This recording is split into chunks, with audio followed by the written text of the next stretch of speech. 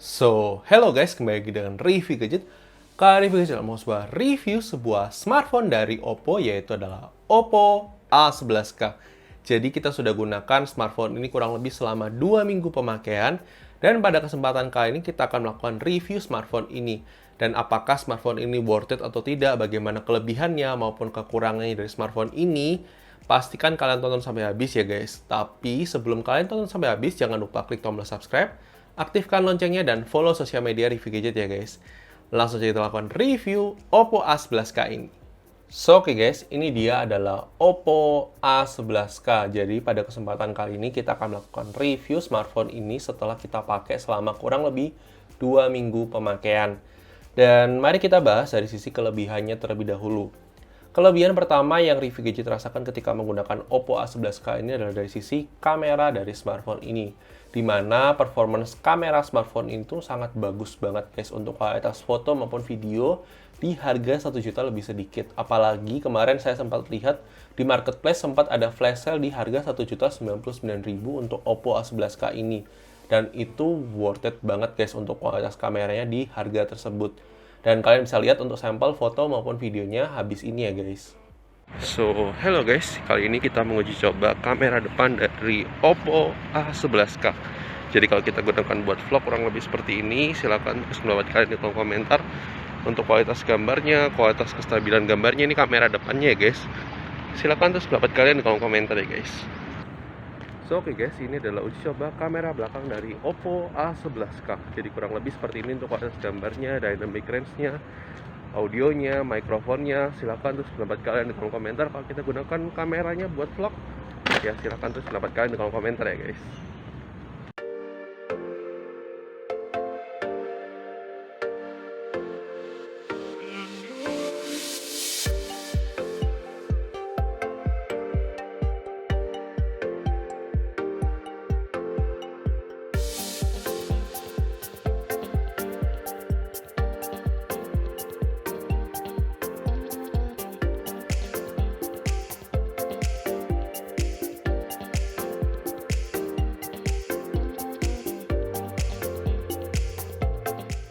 Kemudian kelebihan selanjutnya dari sisi daya tahan baterai smartphone ini, di mana daya tahan baterainya itu awet banget guys. Jadi saya selama pemakaian ini, saya hanya gunakan buat Instagram, Twitter, kemudian permainan game-game ringan ini selama sehari-hari itu bisa tembus sampai 2 hari pemakaian. Dan itu oke banget. Dan kalau misalnya, kalaupun kalian pakai intens, misalnya kalian pakai buat YouTube, kemudian juga pakai buat streaming, itu pasti tidak akan habis dalam 1 hari pemakaian guys. Pasti ada lebihnya ketika malam hari sebelum kalian tidur untuk kalian charging terlebih dahulu. Dan itu worth it banget untuk daya tahan baterainya. Kemudian selanjutnya ada dari sisi fitur security dari smartphone ini, di mana fitur security di smartphone ini itu lengkap banget guys. Jadi ada face unlock, kemudian dia juga ada fingerprint scanner, dan ini adalah fitur security yang menurut review gadget saat ini dibutuhkan adalah fingerprint scanner. Karena harga di bawah 1,5 juta tuh lebih butuh fingerprint scanner daripada face unlock sih menurut saya ya. Dan ini pendapat dari review gadget, mungkin saja bisa berbeda dengan kalian ya guys. Dan menurut saya untuk di bawah 1,5 juta, bahkan di 1,3, atau kalau misalnya kalian beruntung dapat di bawah 1,1 juta rupiah, bahwa smartphone ini tuh sudah worth it banget guys. Kelebihan selanjutnya adalah dari sisi build quality smartphone ini yang termasuk solid. Kemudian juga untuk ukurannya yang termasuk compact di tahun 2021, di mana ukuran layar dari smartphone ini adalah 6,2 inch, yang menurut review gadget sangat nyaman untuk digunakan untuk sehari-hari, dengan apalagi kalau misalnya tangan kalian nggak terlalu besar ya guys. Itu nyaman banget pasti untuk menggunakan HP 6,2 inch, di mana sekarang rata-rata standar HP 2021 ukurannya tuh di atas 6,2 inch ya, di 6,4 sampai 6,5 inch ya guys.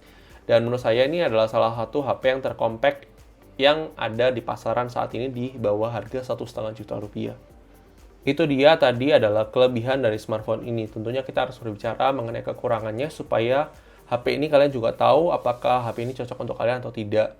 Jadi mari kita bahas kekurangan pertama dari smartphone ini adalah dari sisi performance HP ini, di mana meskipun HP ini sudah menggunakan prosesor MediaTek P35, ditemani RAM 2GB dan storage 32GB, ternyata untuk performance sehari-hari itu cukup lag guys. Jadi ini kemungkinan karena bukan karena prosesornya sebenarnya, karena RAM-nya yang terbatas dan kurangnya optimalisasi software dari Oppo. Sehingga menyebabkan untuk performance sehari-hari itu kurang nyaman. Bahkan saya kadang-kadang buka tutup aplikasi kayak Twitter, ini tuh lambat banget guys, kadang-kadang nge-lag lagi. Terus saya buka Instagram, nah kalau bisa lihat sendiri untuk processingnya itu cukup lama, karena memang mungkin karena resource-nya sih, karena resource RAM-nya sama optimalisasi software-nya ya guys. Itu kurang optimal. Mungkin bisa diperbaiki oleh Oppo dengan update software, tapi saya nggak tahu Oppo apakah akan memberikan update software atau tidak untuk smartphone 1 jutaannya ini.